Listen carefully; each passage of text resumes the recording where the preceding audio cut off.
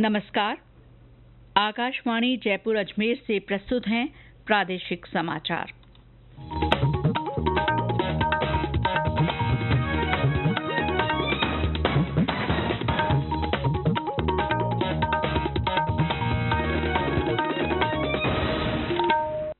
मुख्य समाचार। मुख्यमंत्री भजनलाल शर्मा ने कहा, rising Rajasthan global investment summit से राजस्थान में उद्योगों को नई दिशा मिलेगी। रीट परीक्षा को लेकर शिक्षा विभाग की उच्च स्तरीय बैठक, परीक्षा अगले साल जनवरी में। जाने माने उद्योगपति रतन टाटा का मुंबई में राजकीय सम्मान के साथ अंतिम संस्कार। और प्रदेश में मौसम में बदलाव के बाद कई स्थानों पर बूंदाबांदी या हल्की बारिश।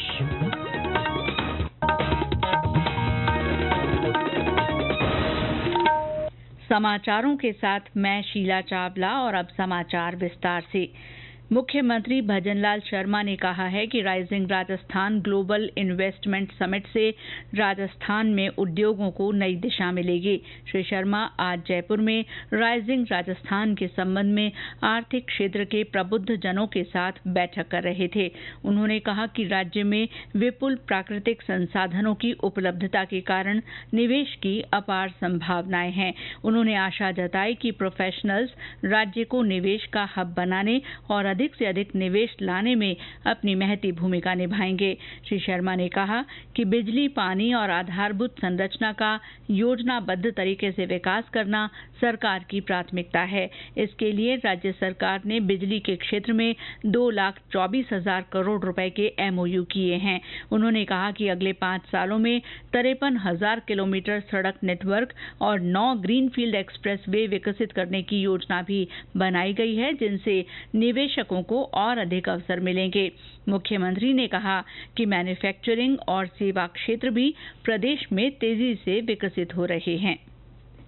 केंद्र सरकार ने आज राज्य सरकारों के लिए 1,78,000 करोड़ रुपए से अधिक की कर राशि जारी की। वित्त मंत्रालय के अनुसार आगामी त्योहारों और राज्यों के पूंजीगत व्यय में तेजी लाने तथा विकास कार्यों को आगे बढ़ाने के लिए एक अग्रिम किश्त जारी की गई है। राजस्थान को 10,737 करोड़ रुपए की राशि दी गई है। उत्तर प्रदेश को सबसे ज्यादा 31,962 करोड़ रुपए जारी किए गए हैं। इसके बाद बिहार और मध्य प्रदेश को सबसे अधिक राशि का आवंटन हुआ है। प्रधानमंत्री नरेंद्र मोदी के तीसरे कार्यकाल में पहले 100 दिनों में किए गए महत्वपूर्ण कामों के बारे में जानकारी देने के लिए आकाशवाणी जयपुर के प्रादेशिक समाचार बुलेटिनों में विशेष श्रृंखला चलाई जा रही है। आज हम आपको कौशल विकास और उद्यमशीलता मंत्रालय द्वारा इस अवधि के दौरान शुरू की गई एक नई योजना के बारे में बता रहे हैं।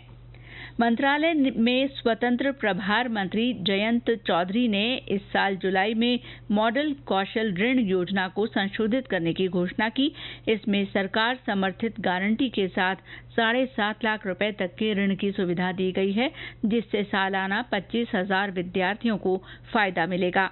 मौजूदा योजनाओं के अपात्र लोगों के लिए घरेलू संस्थानों में उच्च शिक्षा के लिए 10 लाख रुपए तक के ऋण के लिए वित्तीय सहायता दी जाएगी, जिसमें ई-वाउचर हर साल 1 लाख विद्यार्थियों के लिए 3% की वार्षिक ब्याज छूट की सुविधा देंगे। प्रधानमंत्री नरेंद्र मोदी के तीसरे कार्यकाल के पहले 100 दिनों में केंद्रीय आयुष मंत्रालय ने कई देशों की संस्थाओं के साथ करार किए हैं।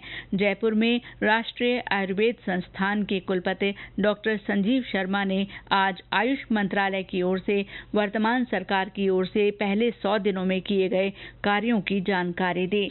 डॉक्टर शर्मा ने बताया कि मंत्रालय द्वारा आयुष को बढ़ावा देने के उद्देश्य से अब तक संयुक्त राष्ट्र, वियतनाम, मलेशिया और फिलीपींस के साथ समझौते किए जा चुके हैं। मुख्य उपलब्धि एक WHO के साथ एक डोनर एग्रीमेंट किया है। दूसरा एक एग्रीमेंट जो किया है वियतनाम के साथ किया है। वियतनाम के साथ हमने औषधीय पौधे जो हैं उनको लेकर के एग्रीमेंट किया है और उसके तहत वियतनाम के जो औषधीय पौधे हैं और भारत के औषधीय पौधे हैं उनके ज्ञान को आदान प्रदान करना और उनका कैसे प्रयोग हो, ये एक समझौता ये किया गया है। मलेशिया के साथ मलेशिया में आयुर्वेद चेयर स्थापित करने ये एक समझौता हुआ है। और अभी राष्ट्रीय आयुर्वेद संस्थान की तरफ से फिलीपीन में एक आयुर्वेदा सेंटर स्थापित करना, उसके ऊपर भी हमने समझौता किया है। ये समाचार आकाशवाणी जयपुर अजमेर से प्रसारित किए जा रहे हैं। रीट परीक्षा की तैयारियों को लेकर आज जयपुर के शिक्षा संकुल में स्कूल शिक्षा विभाग के शासन सचिव कृष्ण कुणाल की अध्यक्षता में बैठक हुई। अध्यापक लेवल 1 और लेवल 2 की पात्रता के लिए रीट परीक्षा आयोजन की नोडल एजेंसी माध्यमिक शिक्षा बोर्ड राजस्थान रहेगी। परीक्षा जनवरी 2025 के दूसरे पखवाड़े में होने की संभावना है। बैठक में माध्यमिक शिक्षा निदेशक आशीष मोदी, प्रारंभिक शिक्षा निदेशक सीताराम जाट, माध्यमिक शिक्षा बोर्ड के सचिव कैलाश चंद शर्मा सहित अन्य अधिकारी उपस्थित रहे। जाने माने उद्योगपति और समाज सेवी रतन टाटा का आज शाम मुंबई के वर्ली स्थित शमशान घाट पर पूरे राजकीय सम्मान के साथ अंतिम संस्कार किया गया। दिवंगत हस्ती को अंतिम विदाई देने के लिए केंद्रीय मंत्री अमित शाह, पीयूष गोयल, रामदास अठावले, विभिन्न राज्यों के मुख्यमंत्री, अन्य जनप्रतिनिधि, विभिन्न उद्योगपति और आम जन मौजूद थे। इससे पहले उनकी पार्थिव देह को अंतिम दर्शनों के लिए राष्ट्रीय प्रदर्शन कला केंद्र में रखा गया। गौरतलब है कि श्री टाटा का कल रात मुंबई के एक अस्पताल में निधन हो गया था। महाराष्ट्र सरकार ने उनके सम्मान में एक दिन के राजकीय शोक की घोषणा की है। प्रदेश में सभी सरकारी अस्पतालों में मरम्मत और अन्य मेंटेनेंस कार्य योजनाबद्ध तरीके से करवाए जाएंगे।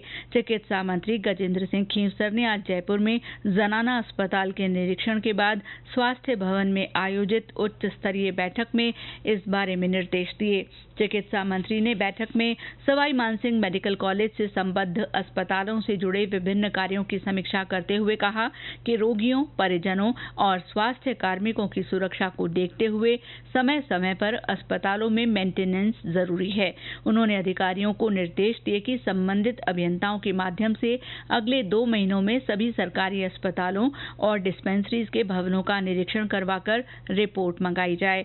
जहां भी भवन की स्थिति मानकों के अनुरूप नहीं है या भवन पुराना है तो उसके बारे में विस्तृत रिपोर्ट तैयार की जाए। श्री खींवसर ने कहा कि मेंटेनेंस कार्य टुकड़ों में करवाने के स्थान पर एकीकृत प्लान तैयार करें ताकि पूरे अस्पताल में आवश्यक मेंटेनेंस कार्य गुणवत्तापूर्ण तरीके से हो सके। आज विश्व मानसिक स्वास्थ्य दिवस है।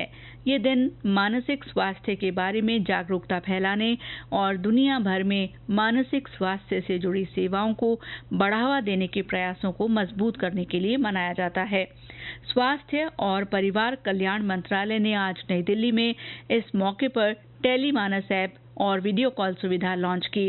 कार्यक्रम में विश्व स्वास्थ्य संगठन WHO टेलीमानस मूल्यांकन रिपोर्ट और कर्मचारियों के लिए एक स्व देखभाल मॉड्यूल भी लॉन्च किया गया। इस मौके पर अतिरिक्त सचिव आराधना पटनायक ने कार्यस्थल पर मानसिक तनाव से निपटने के लिए समाधान की आवश्यकता पर प्रकाश डाला। मनोचिकित्सकों का कहना है कि तनाव, अवसाद और चिंता एक संक्रमण की तरह है जो अन्य लोगों को भी अपनी चपेट में ले लेती है। जयपुर के वरिष्ठ मनोरोग विशेषज्ञ डॉक्टर ID गुप्ता का कहना है कि यदि परिवार में एक व्यक्ति तनाव में या अवसाद में आता है तो इससे पूरा परिवार प्रभावित होता है। उन्होंने कहा कि एकाकी जीवन, संयुक्त परिवारों का विघटन और काम का दबाव मनोरोग के मुख्य कारण हैं। डॉक्टर गुप्ता ने कहा कि कार्यस्थल पर मेल जोल की भावना से काम करते हुए तनाव को कम किया जा सकता है। वर्क प्लेस पर सबसे जरूरी चीज है कि संवाद कायम रहना चाहिए और आपस के अंदर बीच में सीनियर और जूनियर के बीच में कांटेक्ट रहना चाहिए। बड़ा अधिकारी जो है वो छोटे बड़े के बीच में डिफरेंस न करके और वर्क के साथ में लोगों का संवाद कायम रखेगा, डिस्कशन करते रहेगा तो तनाव अपने आप शेयर हो जाएगा। और कोई भी चीज है वो ग्रुप डिस्कशन के माध्यम से उसका डिसीजन निर्णय लेगा तो जो सामूहिक निर्णय होगा वो सबको अपील भी करेगा और तनाव को कम करने में हेल्प करेगा। और रिक्रिएशन की एक्टिविटी साथ साथ हर जगह होनी चाहिए जहां आपका थोड़ा बहुत डाइवर्जन भी हो अपार्ट फ्रॉम वर्क। दूसरा जो एक्टिविटीज है वो भी प्रमोट होनी चाहिए, बीच में रिलैक्सेशन भी होना चाहिए। प्रदेश में आज इस मौके पर मानसिक स्वास्थ्य के बारे में जागरूकता के लिए कार्यक्रम हो रहे हैं। भरतपुर के भुसावर में चिकित्सा और स्वास्थ्य विभाग की ओर से संगोष्ठी का आयोजन किया गया। सवाईमाधोपुर और करौली में भी संगोष्ठी हुई, जिसमें कार्यस्थल पर तथा आम जनजीवन में तनाव मुक्त रहने के लिए नशे से दूर रहने, नियमित रूप से व्यायाम करने और योग अपनाने पर जोर दिया गया। सांचौर जिले में राष्ट्रीय राजमार्ग 68 पर आज एक हादसे में 3 युवकों की मौत हो गई। ये दुर्घटना एक वाहन द्वारा मोटरसाइकिल को टक्कर मारने से हुई। एक अन्य दुर्घटना में दिल्ली मुंबई एक्सप्रेस वे पर रामगंज मंडी के लसूड़िया गांव के नजदीक टैक्सी पलटने से एक व्यक्ति की मृत्यु हो गई। दुर्घटना में 4 लोग गंभीर रूप से घायल हो गए। ये सभी लोग नागौर जिले के थे और मध्य प्रदेश के उज्जैन में किसी कार्यक्रम में भाग लेने के बाद वापस लौट रहे थे।